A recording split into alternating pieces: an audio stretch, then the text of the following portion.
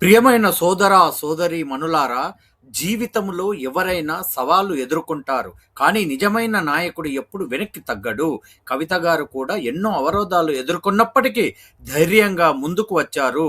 ప్రజల మధ్య నిలబడి తనపై నమ్మకం ఉంచి పోరాడారు. ప్రజల ప్రేమ, ఆశీర్వాదం, ఒక మున్సిపల్ కార్పొరేషన్ను గెలుచుకోవడం ఆమె ధైర్యానికి, పట్టుదలకు నిదర్శనం. ఇది మనకు ఒక గొప్ప సందేశం ఇస్తుంది. పరిస్థితులు ఎంత కఠినంగా ఉన్నా మన మీద మనకు నమ్మకం ఉంటే విజయం మనదే అవుతుంది. తెలంగాణ రాష్ట్రం వచ్చినాక ఈ పరిస్థితి మారుతుంది అనుకొని అనేక మంది యువత అంతా కూడా తెలంగాణ ఉద్యమంలో చాలా బలంగా కొట్లాడినారు. తెలంగాణ రాష్ట్రం వచ్చినాక ఏమైంది, చిన్న చిన్నపాటి ఎగ్జామ్స్ మనం వేసినాం తప్పితే మెయిన్ ఎగ్జామ్స్ కానీ లేకపోతే ఒక పద్ధతి ప్రకారం, ఒక క్రమ పద్ధతిలో ఇగో ఈ మంత్లో ఈ ఎగ్జామ్ ఉంటుంది, ఈ మంత్లో ఈ ఎగ్జామ్ ఉంటుంది, ఈ తర్వాత దీనికి ప్రిపేర్ కావచ్చు, లేకపోతే ఒకటే విద్యార్థి 3-4 పరీక్షలు రాసేటటువంటి కేపబిలిటీ ఉన్న వాళ్ళకు కూడా వాళ్ళకి అట్లా అవకాశం ఇవ్వలే. మనం ఒక్కొక్క రోజు 2 ఎగ్జాములు పెట్టడం, ప్రతిదాన్ని మేము మార్చే ప్రయత్నం చేయడం, ఇట్లా చాలా జరిగినాయి. అయితే ఈ కన్ఫ్యూజన్ అంతా కూడా యువమిత్రులు ఆ కోపాన్ని అంతా, ఆవేదన అంతా, ఆక్రోశాన్ని అంతా కూడా ఈ బీఆర్ఎస్ పోతే మన కాంగ్రెస్ వస్తే న్యాయం జరుగుతుందని చెప్పి బీఆర్ఎస్ను ఓడగొట్టిండ్రు. యువమిత్రులు ఊరూరు తిరిగి వాళ్ళ తల్లిదండ్రుల కాళ్ళు మొక్కి మరీ కాంగ్రెస్ కోటెప్పించారు. ఈ కాంగ్రెస్ వచ్చినాకనన్నా మరి జాబ్ క్యాలెండర్ వస్తుంది, ఏ నెలలో ఏ జాబ్ పడుతుంది అనే క్లారిటీ వస్తుంది అంటే అది కూడా లేదు. అయితే ఇక్కడ దారుణం ఏం జరిగిందంటే, బీఆర్ఎస్ ప్రభుత్వం ఉన్నప్పుడు స్టేట్ లెవెల్ పోస్టులలో కూడా ఏవైతే ఇంజనీర్ల పోస్టులు ఉంటాయో, సపరేట్గా ఎగ్జామ్ రాసి వాటికి క్వాలిఫై అయ్యాల్సిన పోస్టులు ఉంటాయో అట్లాంటి పోస్టులు కూడా జెన్కోలో మన బోయిన్పల్లి సరిత లాంటి వాళ్ళ కేసులో ప్లస్ ఇంకో 5-6 కేసులో మనం చూసినాం.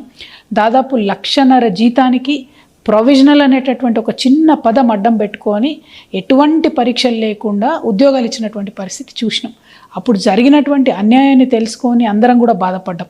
ఆ తర్వాత జిల్లా స్థాయిలో కూడా ఆనాడు కూడా నిర్మల్లో అనేకమైనటువంటి అకృత్యాలు బయటకు వచ్చినాయి. ఆ పోస్టులన్నీ కూడా అమ్ముకున్నారు. 44 పోస్టులు దాదాపు 12 లక్షలు, 14 లక్షలు, 15 లక్షలకు అమ్ముకుంటే అది అందరూ కూడా జనం గగ్గోలు పెట్టి, యువమిత్రులంతా గగ్గోలు పెడితే అవి క్యాన్సిల్ అయినాయి. ఇప్పటికి కూడా పాపం అప్పుడెప్పుడో చేరినటువంటి వాళ్ళు, కాంట్రాక్ట్ పద్ధతిలో చేరినటువంటి వాళ్ళు నిర్మల్లో ఇంకా కొనసాగుతున్నారు. వాళ్ళే డబ్బులు ఇచ్చి ఉన్నారు, కానీ ఎటువంటి న్యాయం కూడా జరగలేదు. ఎందుకంటే అప్పుడు బీఆర్ఎస్లో ఉండి అన్యాయం చేసిన పెద్ద నాయకులంతా ఇప్పుడు కాంగ్రెస్లో వచ్చి చేరిండ్రు. సో ఈ పాలిటిక్స్ని దయచేసి యూత్ గమనించాలి. నేను ప్రభుత్వానికి హెచ్చరిక చేస్తూ ఉన్నా. నా దగ్గరికి చాలామంది యువమిత్రులు వచ్చిండ్రు. వారు భయపడుతున్నది ఏంటంటే, ఎట్లా అయితే బీఆర్ఎస్ గవర్నమెంట్లో రాష్ట్ర స్థాయి పోస్టులలో, జిల్లా స్థాయి పోస్టులలో అన్యాయం జరిగిందో, అది ట్రాన్స్కో కావచ్చు, జెన్కో కావచ్చు, ఇరిగేషన్ కావచ్చు, రెవెన్యూ కావచ్చు, అదేవిధంగా మున్సిపల్ కావచ్చు, ముఖ్యంగా మన ముఖ్యమంత్రి గారి శాఖ కావచ్చు, అన్ని జిల్లాలలో కూడా ఇప్పుడు కొన్ని పోస్టులు పడతా ఉన్నాయి. అవేంటి అంటే జూనియర్ అసిస్టెంట్లు, రికార్డ్ అసిస్టెంట్లు, ఆఫీస్ సబార్డినేట్ లాంటి ఇంకా అనేక పోస్టులు పడతా ఉన్నాయి. సో ఈ పోస్టులన్నీ కూడా ఎట్లాంటివి అంటే ఎస్సీ, ఎస్టీ, బీసీ బ్యాక్లాగ్ పోస్టులు, అంటే ఇదివరకు ఏవైతే నింపకుండా వదిలిపెట్టారో ఆ పోస్టులు, ఈ పోస్టులు అని.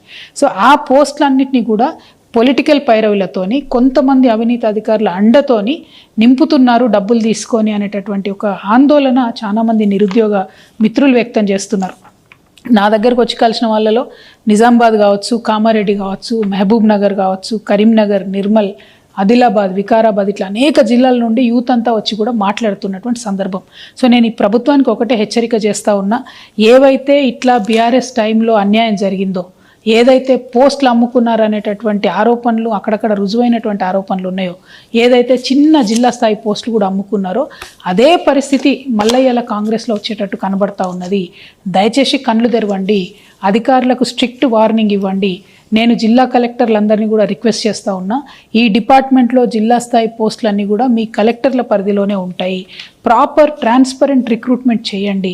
చాలామంది యంగ్స్టర్స్ ఆశలు పెట్టుకొని ఉన్నారు, ఈ జాబ్స్ మాకు వస్తాయి, మేము సెటిల్ అవుతాం లైఫ్లో అనే ఆశతో ఉన్నారు.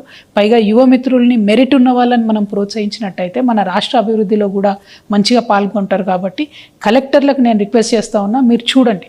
ఇంకొక మాట కూడా నేను చెప్తా ఉన్నా, ఇవాళ అధికార పార్టీలో ఉన్నటువంటి వాళ్ళకైనా, ఈ అక్రమాలకు అండగా నిలబడే అధికారులకైనా ఎప్పుడో ఒకసారి భగవంతుడి దయ వల్ల మాకు కూడా అవకాశం వస్తుంది. అప్పుడు మాత్రం ఇట్లా డబ్బులు ఇచ్చి మీరు చేసినటువంటి ఉద్యోగాలకు కఠినాతి కఠినంగా శిక్ష వేస్తాం. నేను మిగతా యువమిత్రులకు కూడా చెప్తున్నా, డబ్బులు ఇచ్చి అడ్డదారిలో ఉద్యోగాలు తెచ్చుకునే ప్రయత్నం చేస్తే అది ఎక్కువ కాలం నిలబడదు. పైగా మెరిట్ ఉండి మంచిగా ఉన్నటువంటి వాళ్ళకు అన్యాయం జరుగుతుంది. కాబట్టి మీరు కూడా కొంత ఎఫర్ట్ పెట్టి చదివే ప్రయత్నం చేయండి.